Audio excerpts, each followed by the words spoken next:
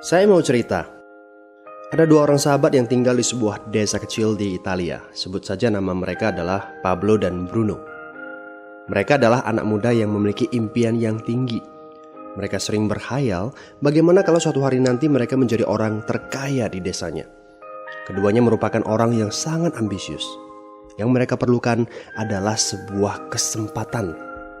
Pada suatu hari, kesempatan itu pun datang.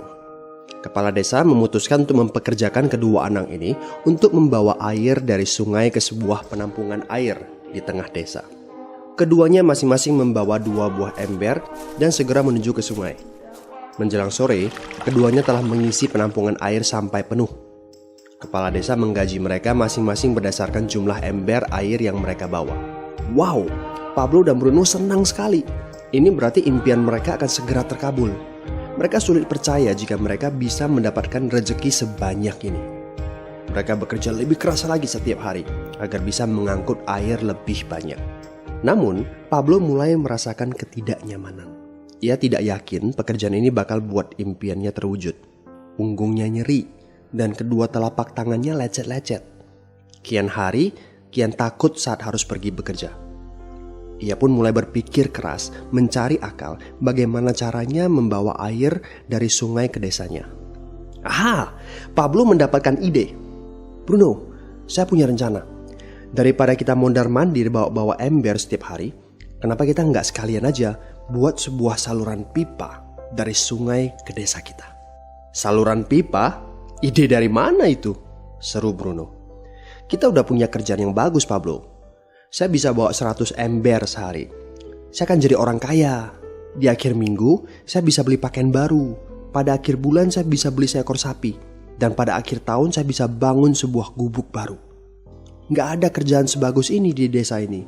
Setiap minggu kita bisa liburan. Setiap akhir tahun, kita berhak cuti selama 2 minggu dengan gaji utuh. Kita akan punya hidup yang layak. Jadi buang jauh-jauhlah pikiran untuk bangun saluran pipa. Tapi Pablo tidak putus asa. Ia akhirnya memutuskan untuk bekerja paruh waktu. Ia tetap bekerja mengangkut ember-ember air. Separuh waktunya, serta di akhir pekan, dia luangkan waktu untuk bangun saluran pipanya. Hal itu tidak mudah. Penghasilannya otomatis menurun dan dibutuhkan waktu 1 hingga 2 tahun sebelum saluran pipanya bisa menghasilkan sesuatu yang berarti. Bruno dan orang-orang desa mulai mengejek Pablo. Dia menyebutnya Pablo si manusia saluran pipa. Bruno yang berpenghasilan hampir 2 kali lipat dari Pablo terus memamerkan barang-barang baru yang berhasil ia beli. Sapi, keledai, pakaian, sepatu baru, gubuk bertingkat 2. Bruno bisa makan mewah di kedai. Orang-orang di desa menyebutnya Tuan Bruno. Sementara Bruno berbaring santai di sore hari pada akhir pekan, Pablo terus saja menggali saluran pipanya. Pada bulan-bulan pertama, Pablo memang tidak bisa menunjukkan hasil dari usahanya. Pekerjaannya memang sangat berat, bahkan lebih berat daripada kerjaan Bruno. Karena Pablo juga harus bekerja pada malam hari. Demikian pula di akhir minggu. Tapi Pablo selalu mengingatkan pada diri sendiri bahwa impiannya dibangun berdasarkan pada perjuangan yang dilakukan hari ini. Dari hari ke hari, dia terus menggali, inci demi inci. Sedikit demi sedikit, lama-lama jadi bukit. Dari 1 inci kemudian menjadi 1 kaki. Kemudian jadi 10 kaki. Kemudian 20 kaki, 100 kaki, dan seterusnya. Bersakit-sakit dahulu, senang-senangnya kemudian. Demikian dia terus menyemangati dirinya sendiri. Sepulang kerja, tubuhnya lelah sekali. Fokus pada hasilnya. Kata-kata itu terus ia ulangi dalam hati setiap hari saat dia pergi tidur. Sementara dari bar di desa itu terdengar gelak tawa mengiringinya ke alam mimpi. Ayo, fokus pada hasil akhir. Hari berganti bulan, saluran pipanya sudah setengah jadi. Saat beristirahat, Pablo melihat dari jauh sahabatnya Bruno yang terus saja mengangkut ember-ember. Bahu Bruno tampak semakin lama semakin membungkuk. Dia menyeringai kesakitan. Langkahnya semakin lamban akibat kerja keras setiap hari. Dia semakin jarang bersantai-santai di tempat tidur gantungnya. Dia lebih sering terlihat di bar, duduk dengan wajah letih dan murung. Saat pengunjung bar melihat Bruno, mereka saling berbisik. Hei, ini dia Bruno si manusia ember. Dia lebih suka duduk sendiri di sudut yang gelap ditemani botol-botol kosong di sekelilingnya. Akhirnya, saat bahagia Pablo pun tiba. Saluran pipanya sudah rampung. Orang-orang desa berkumpul saat air mulai mengalir dari saluran pipanya menuju ke penampungan air di desa. Sekarang, desa ini sudah bisa mendapatkan pasokan air bersih secara tetap. Pablo tidak perlu lagi membawa ember. Artinya, airnya akan terus mengalir, baik dia sedang bekerja maupun tidak. Air itu mengalir saat dia makan, saat dia tidur. Air itu mengalir di akhir minggu ketika dia asyik bermain.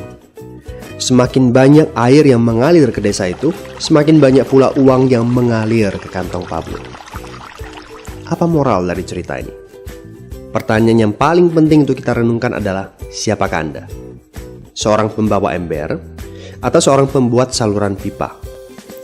Apakah Anda hanya mendapatkan penghasilan jika Anda datang ke tempat kerjaan, seperti Bruno pengangkut ember? Atau Anda termasuk orang yang bekerja hanya sekali saja, kemudian Anda dibayar terus-menerus, seperti Pablo pembuat saluran pipa?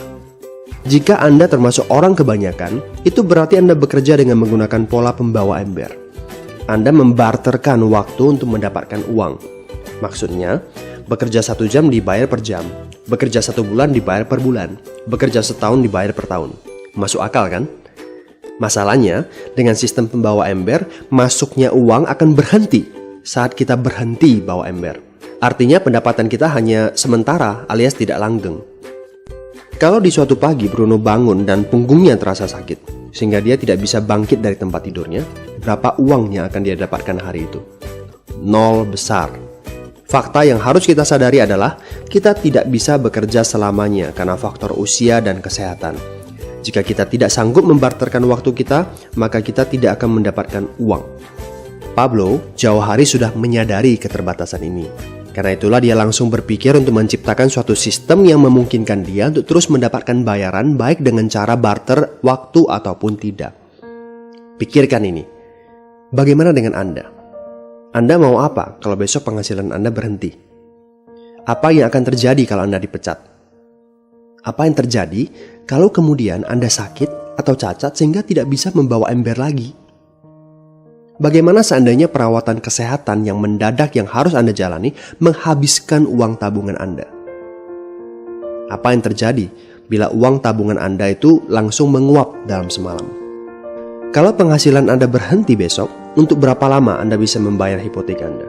Cicilan rumah, mobil Anda, ataupun untuk biaya sekolah anak-anak Anda? 1 tahun, 6 bulan, 3 bulan, atau 3 minggu? Jelas.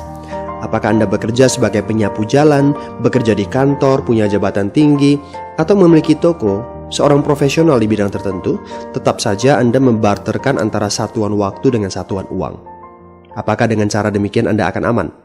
Satu-satunya jalan untuk menciptakan keamanan yang sesungguhnya adalah seperti yang dilakukan oleh Pablo, yaitu membangun saluran pipa saat Anda masih bekerja sebagai pembawa ember. Dengan membangun sebuah saluran pipa, Anda cukup mengerjakan pekerjaan sekali saja, capeknya sekali saja, tetapi Anda akan dibayar terus-menerus. Saluran pipa ini akan memberikan Anda penghasilan walaupun Anda sedang tidur ataupun Anda sedang main. Penghasilan ini juga akan terus Anda peroleh setelah Anda pensiun, pada saat Anda sedang sakit ataupun cacat sehingga tidak bisa bekerja, dan juga dalam situasi darurat. Inilah yang disebut sebagai penghasilan pasif. Anda tahu, saat ini kami sedang membangun saluran pipa yang akan memberikan penghasilan pasif. Mau tahu caranya? Hubungi teman yang meminta Anda untuk menonton video ini. Dia punya akses untuk informasi yang Anda butuhkan. Mintalah video lanjutannya, atau jika memungkinkan, bertemu langsung dengan teman Anda.